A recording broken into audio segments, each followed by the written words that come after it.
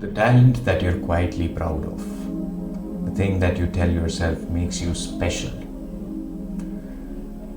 it's worth nothing. And somewhere underneath, you knew that already. 4 men, 1 name, and 4 worlds that never touch.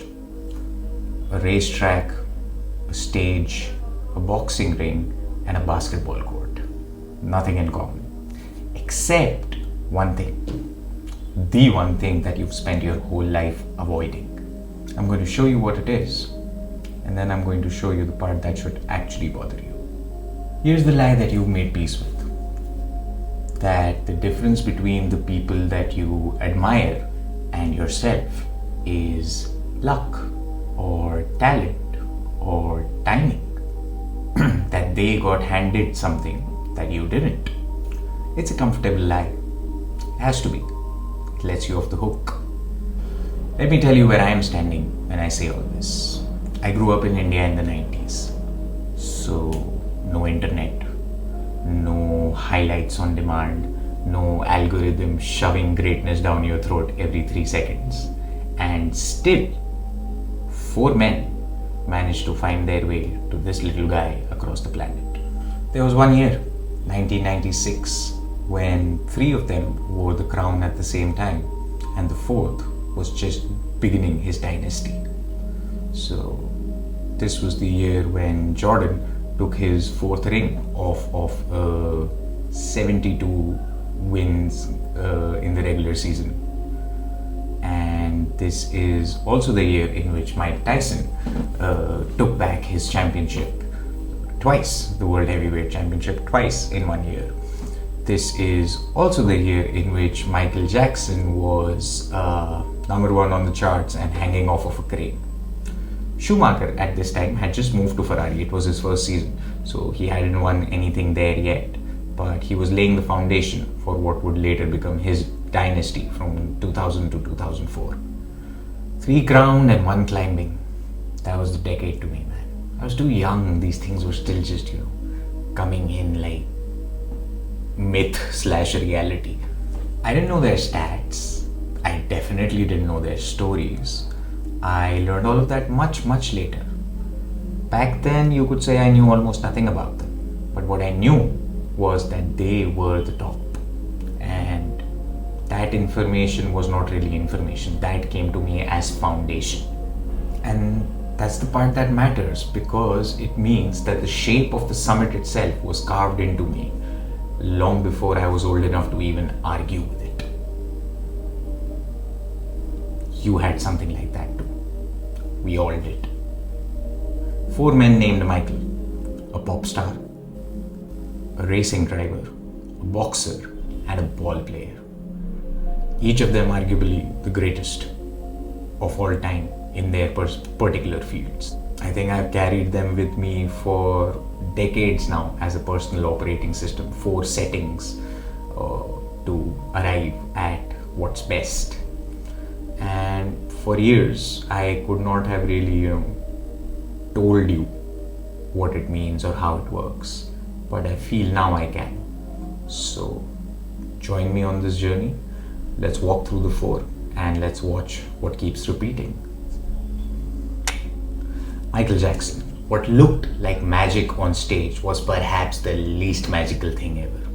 It was a repetition. The same move practiced 1,000 times over, long after anybody reasonable had already left. He didn't perform effortlessly, but he buried the effort so deep that you didn't see it anymore. And that's your first lesson before we go any further. What you call talent in most people is actually work that you were never in the room to witness. You saw the 4 minutes on stage. You didn't see the 10,000 hours that went into it. And then you had the nerve to call it gift. Michael Schumacher, 7 world titles. But the titles aren't the point. The margin that he fought for, that is. He obsessed over the tenths of a second that nobody else respected. The corner that was already fine, the setup that everybody else had already signed off and moved past. He treated good enough like a personal insult. So let me ask you something. That good enough that you keep landing on. The email that is half finished, the workout that is never finished, the work that you keep shipping at 80%. You talk about it like that's a ceiling that's on top of you. It's not. It's a decision. One that you keep making quietly every single day. Sit with that for a second.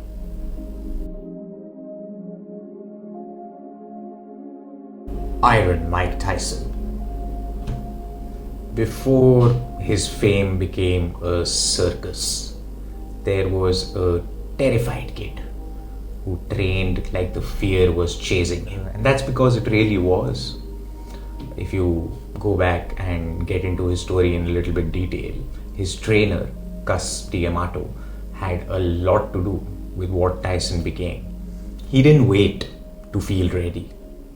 And he talked about discipline as doing the thing that you hated like the thing that you loved, especially on the days that it made your skin crawl. Here's the truth that costs you nothing to hear and everything to ignore. Comfort has never, not once, built anyone that you would look up to. If your whole life is quietly arranged around avoiding discomfort, then you have already chosen what you're going to become. And you perhaps don't like that answer. I know I didn't. And then there is Jordan. He wasn't the biggest man on the floor, not by far. He wasn't the most gifted person in the building, not in all of the years, definitely. And yet, what he was the hardest competitor that the game ever produced. And that too, in a league that literally beat him up for years before they even let him win. And he got up and went 6 for 6 in the NBA Finals. Never once pushed to a Game 7. That is utter dominance, unparalleled even in today's age. And he did it all like it was art. Not the tallest guy, not the strongest guy, not the biggest guy, but the guy who simply refused to be met. He was always going to be above whoever came his way. People called it poetry in motion because mastery that complete stops looking like effort and starts seeming like something you were born into. But it wasn't. That's the whole point. You could argue that Michael Jordan was the best at his job in the history of people who have ever been best at their jobs. Let that land, because that is not a stat. That is a standard. So, the one thing, a stage, a track, a boxing ring, and a basketball court. What's the one thing that they all had in common? What is the thing that repeated across all four? Standard, so relentless that it stopped looking like effort and started looking like art. That's it. That's the whole secret you were promised at the beginning of the video. It's not talent, it's not luck. It's a standard that they refuse to lower, especially on the days it would have been very easy to. But here's the trap that almost everyone falls into. You pick one of them, the one that comes easiest to you, and you use that as permission to ignore the other three. The one with the towering standard who never enforces it.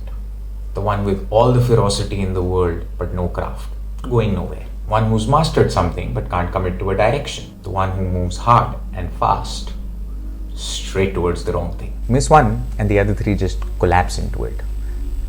You don't just get to pick any one of them which feels the easiest to you and let go of the other three. The standard is for us, or for me, the standard is holding all of them together at the same time on the same day. And that's the part that's supposed to scare you. Here's another part that you probably didn't see coming. This video was never about those 4 guys. It was about you. Because you have known ever since you were a kid, watching greatness with your own eyes, exactly what the top of the mountain looks like. You didn't need the details. You didn't need to understand it. You just knew. And yet, you made peace with the base camp anyway.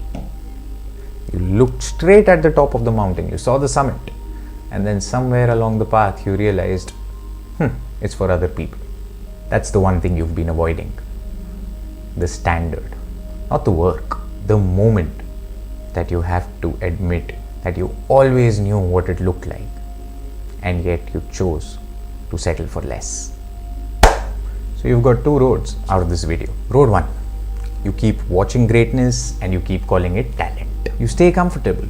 You stay exactly where you are, which, let's be honest, is precisely where you will be 1 year from now if nothing changes. Road 2, you pick one standard. One. Today. Small enough that you can't let go of it. Hold on to it tonight. When it's hard, when it's inconvenient, when nobody is watching, when your mood is begging you to just skip it and let go. That's when you hold on to it. That's the whole thing. It's not motivation. I'm not going to oversell it. You just need to pick a standard and you need to keep to it, especially on the days that it is easiest to drop it and just, that's it.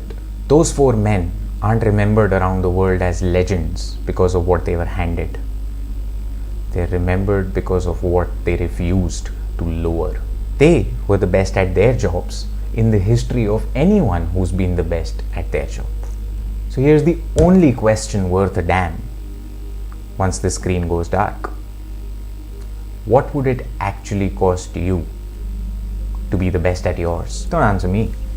Answer it tonight with something that you do.